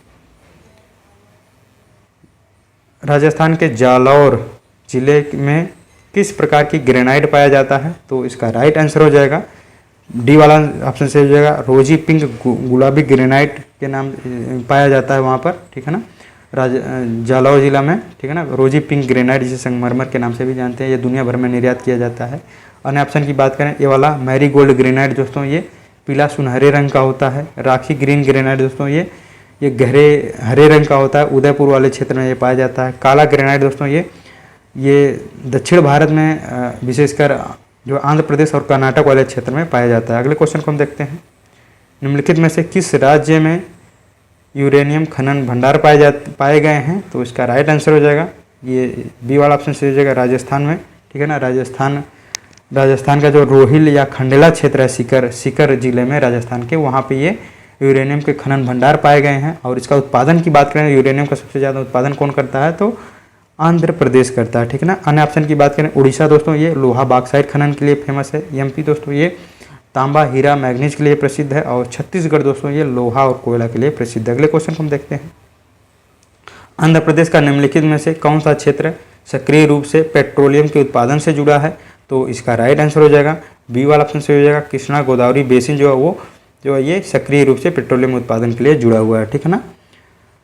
अन्य ऑप्शन की बात करें तो महानदी बेसिन में दोस्तों ये कोयला और गैर धात्विक खनिज के लिए फेमस है। नर्मदा बेसिन दोस्तों यहाँ पे किसी टाइप का खनन नहीं होता, लेकिन ये जल विद्युत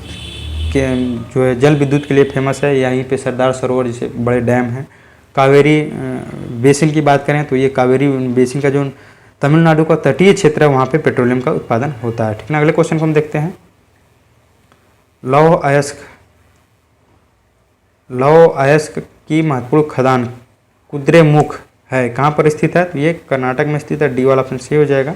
ये देखिए आबकारी परीक्षा 2016 में पूछा गया था। और एक कुद्रेमुख एक बार और मिला था, आपको याद होगा।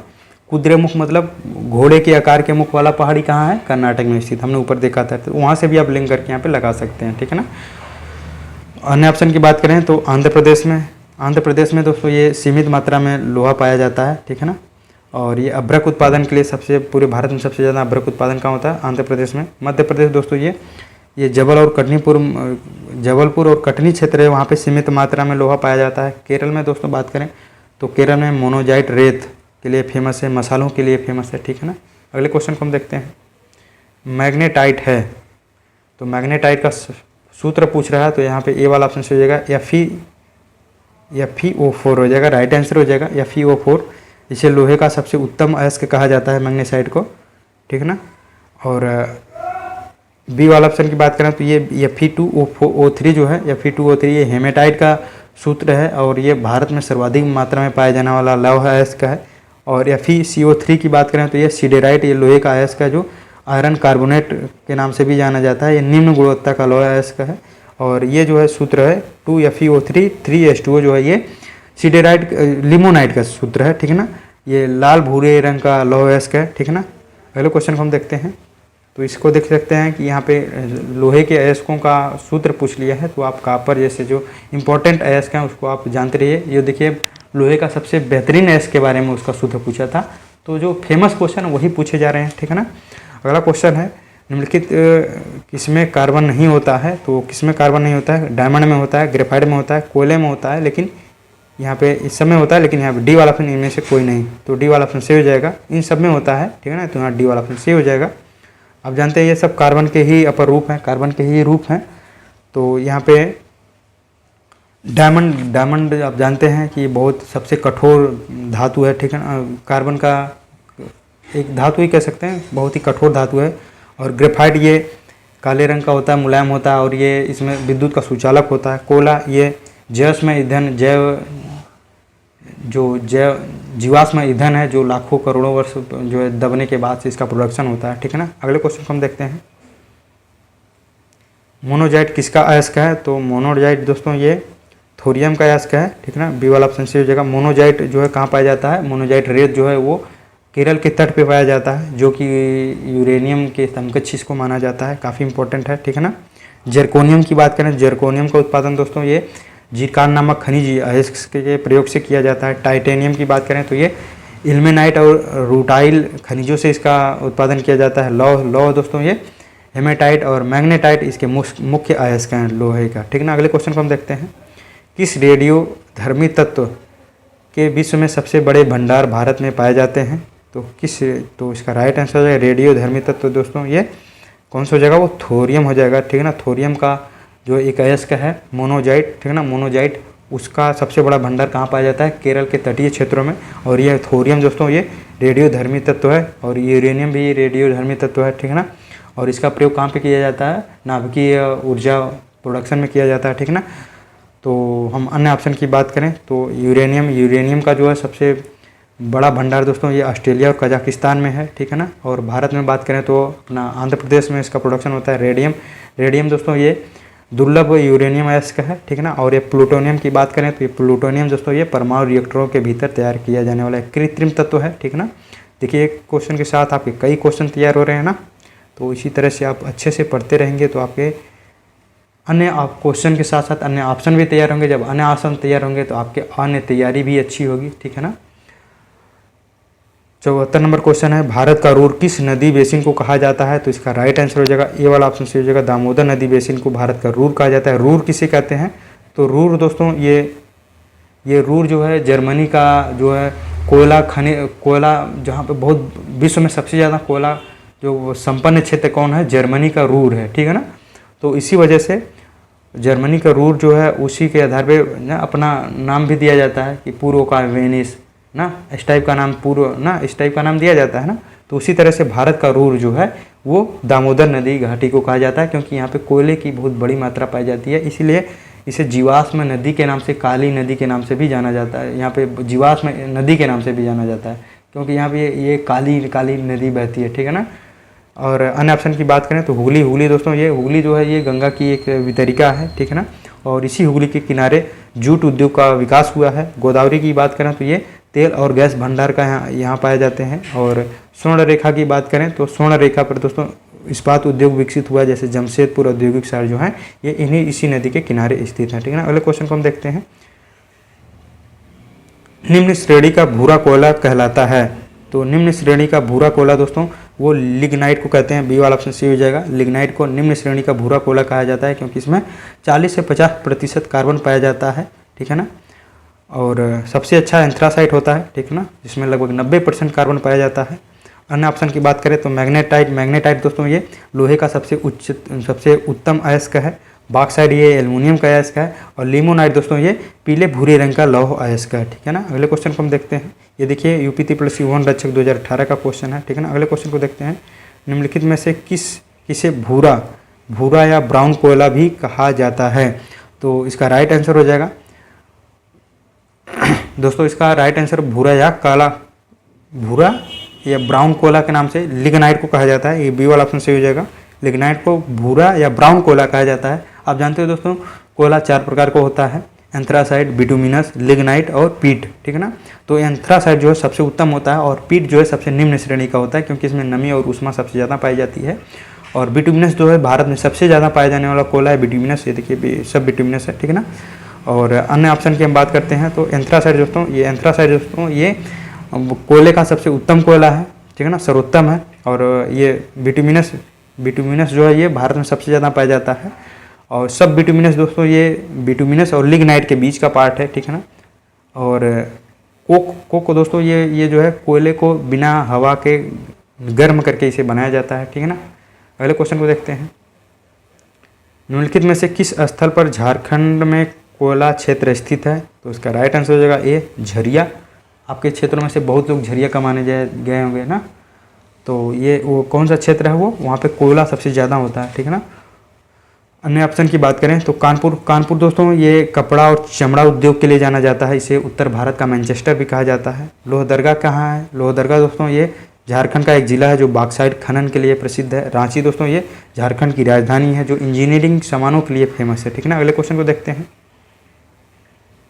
अगला क्वेश्चन है बालाघाट का मलाजखंड क्षेत्र, राजस्थान का झुंझुनू खेतड़ी सिंगना क्षेत्र किसके लिए महत्वपूर्ण खनन केंद्र हैं? तो यहाँ पे तांबा के लिए ये महत्वपूर्ण खनन केंद्र हैं, ठीक है ना। मलाजखंड खेतड़ी, ठीक है ना, ये भारत के 2 सबसे बड़े तांबा खनन केंद्र हैं, ठीक है ना। अन्य ऑप्शन की बात करें लोहा दोस्तों, लोहा के लिए कुद्रेमुख जो है कर्नाटक का और बैलाडीला छत्तीसगढ़ का बहुत इंपॉर्टेंट है। और एल्युमिनियम की बात करें तो एल्युमिनियम को उड़ीसा का कोरापुट बहुत ही फेमस है। चांदी की बात करें तो चांदी दोस्तों ये जावर खदान उदयपुर राजस्थान ये फेमस है, ठीक है ना। अगले क्वेश्चन को देखते हैं। भारत में पाया जाने वाला कौन सा एक गैर धात्विक खनिज है? तो भारत में पाया जाने वाला एक गैर धात्विक खनिज जो है डी वाला ऑप्शन से हो जाएगा, पायरोफाइलाइट हो जाएगा, इसका डी वाला ऑप्शन से हो जाएगा, ठीक है ना। अन्य ऑप्शन की बात करें तो ये क्रोमाइट दोस्तों ये क्रोमाइट क्रोमियम का अयस्क है, ठीक है ना। बॉक्साइट ये एल्युमिनियम का अयस्क है, हेमाटाइट जो है ये लोहे का अयस्क है, ठीक है ना। अगले क्वेश्चन को देखते हैं। भिलाई इस्पात संयंत्र के लौह अयस्क स्रोत हैं, तो इसका लौह अयस्क स्रोत कौन सा है? ये डल्ली रजहरा हो जाएगा, डी वाला ऑप्शन सही हो जाएगा। डल्ली रजहरा जो है वो भिलाई इस्पात संयंत्र को लौह उत्पादन की आपूर्ति करता है, ठीक है ना। और ये छत्तीसगढ़ के भिलाई स्टील प्लांट का लौह आपूर्ति करता है और ये छत्तीसगढ़ में स्थित है, लोहे की खदान है। और ये अन्य ऑप्शन की बात करें तो राजनांदगांव दोस्तों ये छत्तीसगढ़ का एक जिला है। और उमरिया दोस्तों ये उमरिया ये एमपी का कोयला क्षेत्र है और यहीं पे बांधवगढ़ राष्ट्रीय उद्यान है। और कोरबा की बात करें तो कोरबा दोस्तों ये छत्तीसगढ़ में स्थित है, कोयला खनन और ताप विद्युत गृह यहाँ पे पाए जाते हैं, ठीक है ना।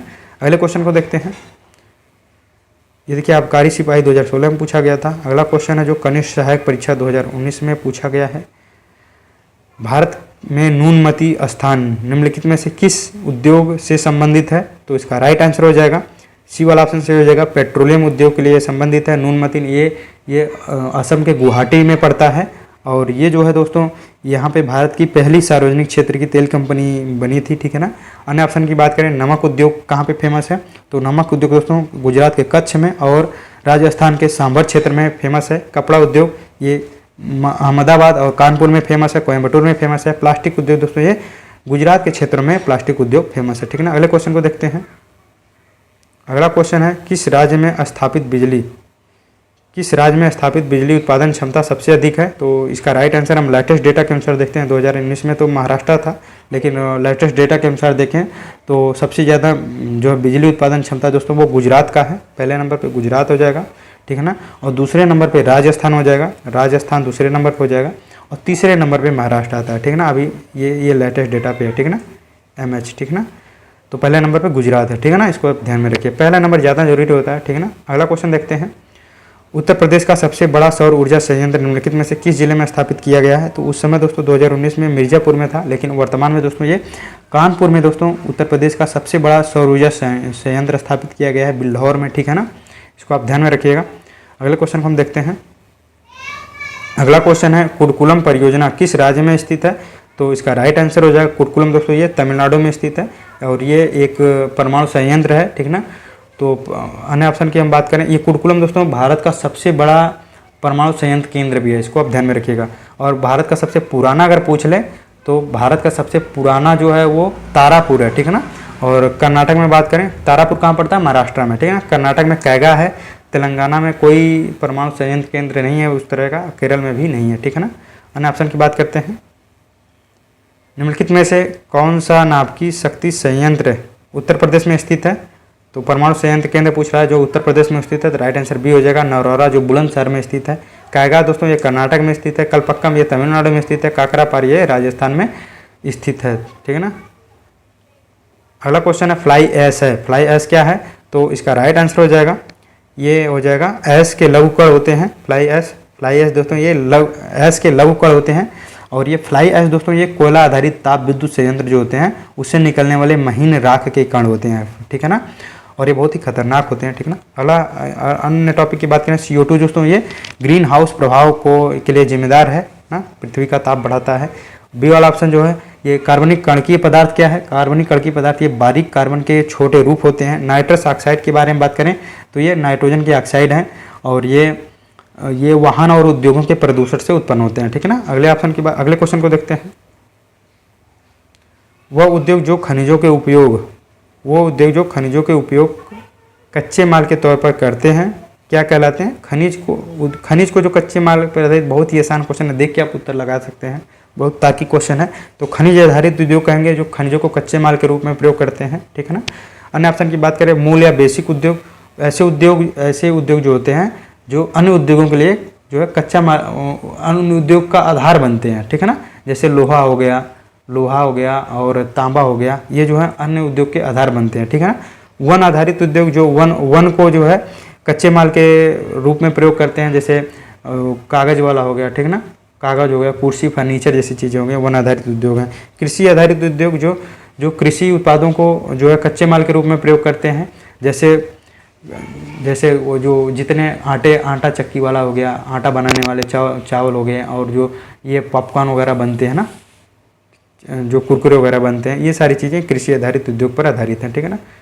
अगला क्वेश्चन है निम्नलिखित में से कौन सा युग्म असंगत है? तो कौन सा युग्म असंगत है? कृत्रिम अंग निर्माण जो ये कानपुर में है, ये सही है।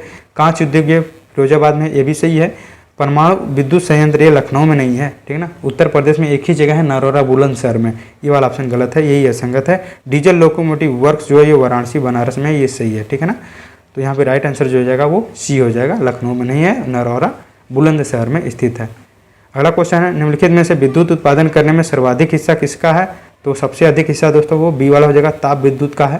ताप विद्युत में कोयला हो गया, तेल हो गया, गैस जिस पे जो आधारित होते हैं उन्हें ताप विद्युत कहते हैं।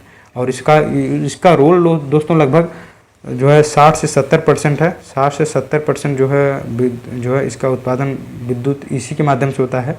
और अन्य ऑप्शन की बात करें तो जल से दोस्तों लगभग 10 से 12% होता है, और परमाणु ऊर्जा से दोस्तों लगभग 2 से 3% है, और इस सभी के बराबर प्रतिभाग ये नहीं है। और बात कर लें अगर नवीकरणीय ऊर्जा, जिसमें सौर ऊर्जा और पवन ऊर्जा जैसी चीज़ें आती हैं, तो उसका लगभग कितना स्थान आता है?